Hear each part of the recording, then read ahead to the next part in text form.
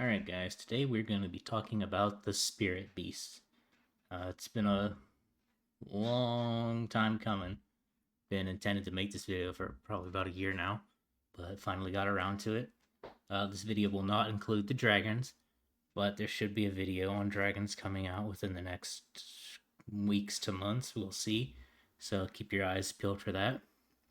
Also, with the Amazon sponsorship we're doing, I can now say that they're going to be doing an event in their Discord in July, and there are going to be some prizes for the players and creators. So join the Discord, get ready for that. You're not going to want to miss out on that, trust me. And with that, let's roll the ad and get into the video. Alright guys, let me interrupt for a quick ad real quick. So starting on August 20th of 2025, that's this year, the Amazon App Store is going to be closing, and the Amazon coins that you have are no longer going to be supported for Android devices. So that means if you have the coins, you're going to need to spend them or you're going to lose them. But if you have an Amazon device, then your App Store is still going to work fine. You're still going to get all the deals and all that jazz. We also have a bunch of events coming up in Evony, some really good events. Got some good rewards and some fun gameplay, so make sure y'all check those out. And there's also, we're launching a Evony Discord, so make sure y'all join that. There'll be a lot of creators in there that you probably know. And the links for the Discord and all that information will be in the description below. Alright, before we jump into these spreadsheets, we really need to understand what they represent. Now, the Spirit Beasts, they have their buffs broken down into three separate parts: the attributes, the seals, and the skills. Now, the attributes is the old classical buffs that the Spirit Beasts would give you. I'll pop something up on screen so you can look at it now. Every Spirit Beast has attributes that give you buffs. These buffs are only applicable when they are attached to the march. So if you have a Spirit Beast on the main general, these attribute buffs will apply. If you put the Spirit Beast on the secondary general, then they will not apply. However, there is a caveat to that. If your assistant general requires the Spirit Beast to activate their skills, the Spirit Beast will still activate the skill, it just won't give you any of the buffs. Now, next we have the seals. Now, the seals are a very expensive thing that you upgrade. I'm sure most of y'all are probably familiar with. And they give you various buffs. Now, with the seals and the skills as well, these are universal buffs. So you don't actually have to put these beasts on a march to get the buffs from the seals and the skills. So theoretically, if you owned every single Spirit Beast, upgraded all their seals and skills, then you would get all of these buffs unconditionally, whether you use them or not. Now, the skills, this is what the seals unlocks. And you'll see an image of both of those. So that really breaks the Spirit Beasts into two categories. Ones that are going to be used on a march if you want to use them for that, and that's going to focus on the attributes. And then ones that are valuable for their seals and skills, all of which are valuable, but some would have higher priority for getting than others because they're just better. So that's what we're going to be looking at today. All right, let's talk about the attributes and how you're going to use these beasts on marches and whatnot. Now, these beasts are broken down with their buffs into three different categories. This first half right here, from here to here, that's going to be your buffs. From here to here, that's going to be your debuff section, so everything in here is going to be debuffs. And then everything back here is going to be miscellaneous, which is going to be your march size, your speed, trip load, double drop rate, and archer tower attack. So let's start by talking about the four base beasts that most everybody gets extremely easily: Thunder Scorpion, Behemoth King, Lord of Lava, and Bird of Hurricane. Now, they all have very basic buffs for their respective categories. 52% for each respective category, with Bird of Hurricane being mounted Lord of Lava being ground, Behemoth King being siege, and Thunder Scorpion being ranged. Now, what really makes these beasts make or break is going to be their miscellaneous buffs. Bird of Hurricane, 26% drop rate, which is pretty good. So if you don't already have 100% drop rate through other means, this is a very nice way to boost that. 52% march size on Lord of Lava, which is pretty trash. It makes Lord of Lava a pretty bad beast and not really one you would want to invest in. You have speed, 52% on Thunder Scorpion, which since Thunder Scorpion buffs ranged troops, speed isn't really a thing you want. I mean, it's nice, but it's not really relevant, and it doesn't make up for it. If you want to make a fast march for hunting monsters, and you have it sitting around, you want a little bit extra speed, you could throw it on there, but it's not high priority. The last one of the basic beasts is going to give you 26% march size, and that's going to be the Behemoth King with buffing the siege. Now, that is actually very good because 26% march size is very decent, and it makes him a pretty solid beast for buffing siege troops. Now, he's not the best, but he still is reasonably solid. Now, the other use case for these beasts, and applies for most of them have debuffs minus the original 4, is that if you just have the beasts sitting around, not really doing much, you're not using them on a march, just throw them on your sub-cities. Put them on your sub-city general, put them in there, and get a little bit of extra debuff. That's the best case for the majority of them. You'll just want them sitting on your sub-cities if you have all the beasts unlocked, if they're not going to be used in a normal march. Now, let's say that for whatever reason you want to use beasts on your marches. Which beasts are best for which marches? Now, for a mounted march, especially for monster hunting, we have a couple options. If we look at the mounted attack category, we can see that Chiron, Dunyear, Bird of Hurricane, and Pegasus all buff the mounted attack. Now, Chiron and Dunyear give you a lot more, 104% attack. Pegasus gives you 78% attack, but it's only for marching. But Pegasus is actually the best for the mounted troops. And that's because if you come over here to the miscellaneous, 26% march size from the Pegasus, which is very large. Dunyear and Chiron, they give you no march size. So this extra 26% march size that you get from using Pegasus is going to easily increase your effective damage much more than Chiron or Dunyear would, regardless of what your march is. It's 26% march size is pretty huge. So if you're looking for a beast to slap on for a mounted march, definitely use Pegasus. If you don't have Pegasus and you have others, you could use Chiron or Dunyear, but I'm sure most people probably have Pegasus, so I would just use Pegasus. Bird of Hurricane, of course, also a decent option if you need the double drop rate, but that's that. Let's say we are going to look at a ground march. Now, there's a lot of beasts that give you buffs for ground, and for ground, you really want one that's well spread out, so there are a couple decent options. Siren gives you 104 attack, 52 HP. The HP only comes when you're marching. Godzilla gives you good buffs, 130 and 130 for attack and HP, but they only apply when it's in the city, so that's one that you really would put on the wall. Chiron gives you 104%, but not much else. Chimera gives you 130 attack while marching, 52 defense, which is very nice, very solid. Haiti gives you 104 attack, which is pretty okay. And as far as I'm aware, none of the ones that buff your ground troops also give you march size. So if they were to, in the future, release a beast that does buff the ground troops and gives you march size, then that would be the option. Actually, the Pegasus gives you 78% HP and 26% march size. But since we're already using Pegasus for the mounted march, it just fits better there.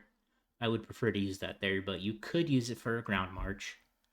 But I think that of all the beasts, that Chimera does the best for ground because of the high attack buff it gives you and a decent defense buff, which is pretty just solid across the board. It's not as good as some of the others that buff other categories, but it is still quite useful.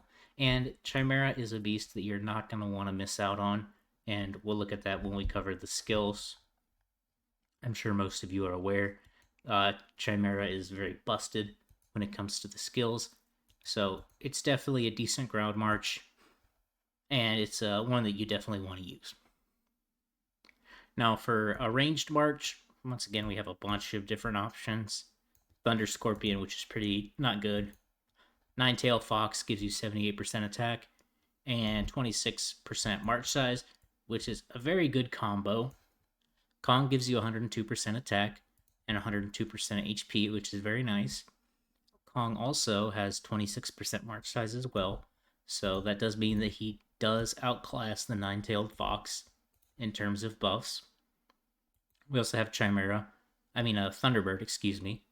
give you 104 defense, 78 HP, but no attack. And with a ranged march, we're really focusing on attack, so okay option, but not a great option. Nandi will give you 104 attack, but that's only for in-city, so if you're using a ranged defense, Nandi is an option there. Jorgamander gives you 104 attack and 104 defense, which is pretty similar to what Kong gives you. However, Jorgamander gives you no march size. So for the category of ranged troops, Kong is the best option available. Second place would go to Nine-Tailed Fox. Now for siege troops, we'll just start out with Nine-Tailed Fox. 78% attack and 26% march size is pretty solid. You also have Behemoth King with 26% march size and 52% buff across the board, which is pretty decent. Both of these are very decent options. Personally, I would favor the Nine-Tailed Fox for my siege march, but if you don't have it available, Behemoth King is also a pretty solid option. We've got a couple other options as well. Thunderbird, 78 siege tag, 104 siege defense. Pretty solid. No march size on that. None of the others we're going to look at for the siege have march size, so that's really the make or break. Got Nandi giving you 104 in city, which pairs with the 104 ranged in city if you're doing a defense for that. Otso gives you 104 attack, 104 HP, which for raw overall buffs is technically the highest, but he doesn't give you any march size. So, it is what it is. I think that he would be a decent option if you don't want to use the others, but I think that you really can't go wrong with going with Nine-Tailed Fox with the 26% march size, 78% attack, or even Behemoth King, 52% march size, and 26% march size and 52% attack. I would actually prefer a Behemoth King over an Otso in the majority of circumstances, but it's really going to depend on what your specific march is and whether you need more march size or raw buffs. Another beast that we should talk a little bit more about is Burning Godzilla. Of course, Burning Godzilla is the one that most people are going to use on their city for defense. If they're not using a dragon, he is a pretty solid option for that. 130 mounted HP, 130 ground attack, 130 ground HP, which are pretty solid stats. He does have a debuff on ranged defense, which is not really a stat you're super concerned about debuffing. But he gives you 130% Archer Tower attack, which, depending on how much value you place on your Archer Tower, how much kills you're seeing, it might be worth it to buff that. It might be better to put a different beast if you have a different type of defense, something that buffs your specific troops. Just play around with it and see what works best for your march, but there are situations where Burning Godzilla is going to be a good choice for some people, other situations where he's not so much going to be a good choice. So those are pretty much the main use cases for these beasts as marching. The majority of them are not really going to be used when marching, like Dunyer, Otso, Jorgamander, Hetty, Nandy, all the newer ones really. They're just beasts that do better buffs for marching. So I really wouldn't recommend putting them on a march. Just really the ones we covered are the best case scenario, and that's what I would recommend. Now let's talk about seals. Seals and skills in kind of one category together because these are applied universally. Of course, ideally, if you have the resources, you get all of them, and you really can't go with a bad choice with them. But there are some that are better than others and should be focused first. Now, quickly to go over the abbreviations. In the miscellaneous department for the seals, there's a bunch of abbreviations here. We got GS for gathering speed, CS for construction speed, GP for gold production, TS for training speed, and RP for resource production. Now, I'm just going to say, if you're going to invest in seals and stuff, currently the best option is Chimera. And that's because for some reason, Chimera has 215% in-city buff, whereas every single other beast gives you 65% buffs for in-city or defending. It's been this way for a while. There's been speculation that it's a bug, not intended. But as far as I'm aware, I asked and I haven't heard of Evony addressing it or fixing it or changing anything. So as of the making of this video, Chimera is definitely the one you would want to invest in because these buffs are 4 times higher than all the others. And he is pretty decent for putting on a ground march as well. So I would definitely recommend him as being the first beast that you should invest in. Now, if you have a specific type of defense that doesn't value mounted attack, ranged HP, or siege defense, let's say you have a pure ground defense, then Chimera is not really going to give you a whole lot for that. He is going to give you with his seals 50% ground attack, but that's just marching, not for in-city. So let's say you have a ground defense and you're looking for a beast that'll help you with that out the gate. You can pick another one of those. Haiti gives you 65% attack, 65% HP. The rest of these only buff one category, so Haiti is the best to get for a ground defense first. If you're focused on a mounted defense, then of course Chimera is your first choice. If you're focused on a ranged defense, Chimera is not a bad choice. It gives you a good bit of HP, but maybe you want a little bit more attack instead. Thunderbird's a good option. It gives you 65 attack as well as 65 defense. If you're looking at a siege defense, Chimera gives you 215 defense stats, but if you're looking to buff your attack, then Siren gives you 65% siege attack, which is the only one that buffs your siege attack. And most of the others just buff your defense. So really, for most cases, Chimera is the option. But if you're looking for a different type of defense, you can look for a different beast to invest in. But like I said, ideally, you can invest in as many as you want. Remember, you don't have to put these on the wall for the buffs to apply. You don't even have to have them attached to a general. These are universal buffs that are just there. Now, talking about the seals. Seals are pretty interesting because they give you a lot more buffs. The attack buffs, of course, are pretty nice. They're applicable in more circumstances. For these, most of them are applicable when marching. A couple of them are conditional for in-city. We also have a lot of miscellaneous buffs, which I want to talk about first. Now, on the miscellaneous buffs, I'll talk about resource production.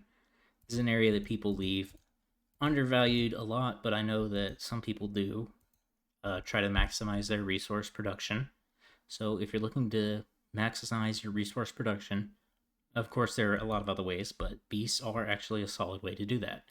And if you're looking to maximize that, the first one you should invest in is the Thunderbird, because Thunderbird gives you 94% resource production, which is pretty significant.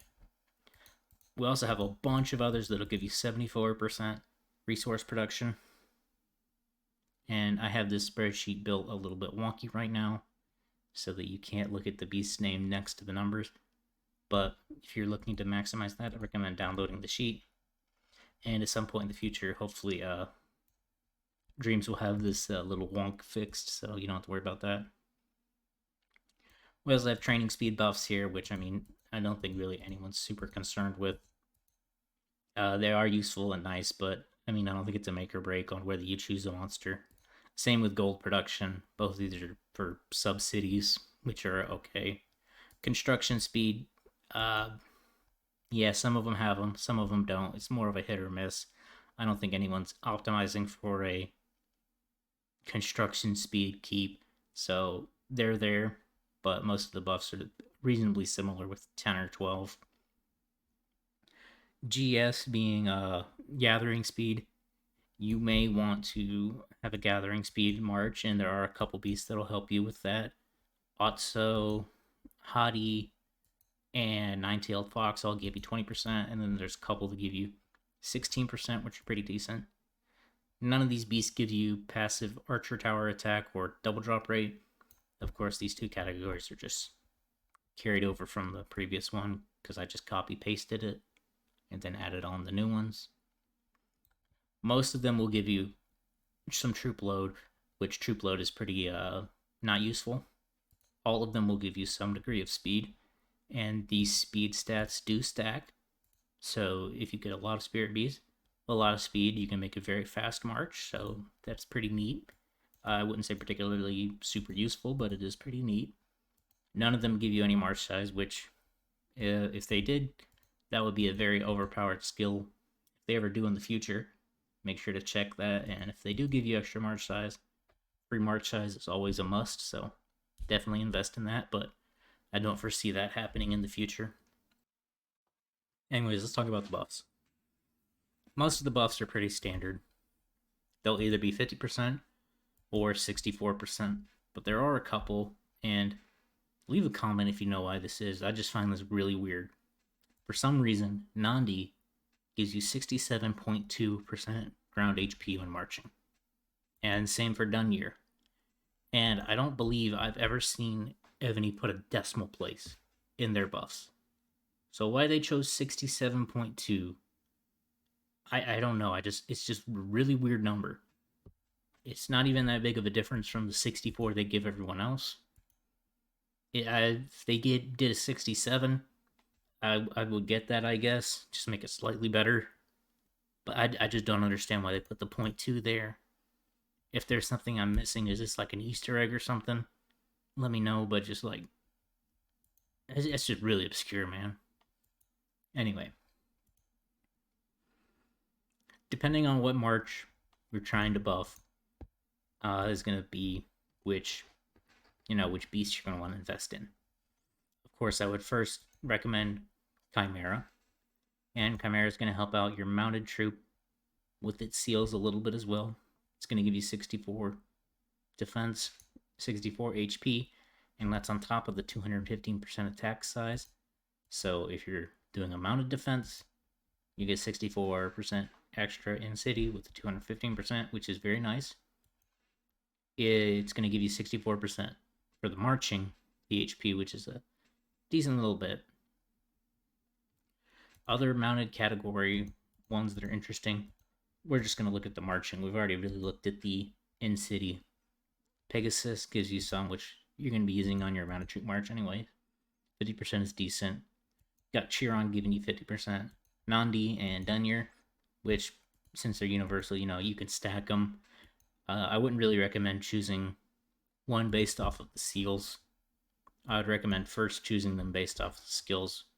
Once you have Chimera, of course, choose which ones buff your in-city defense the best.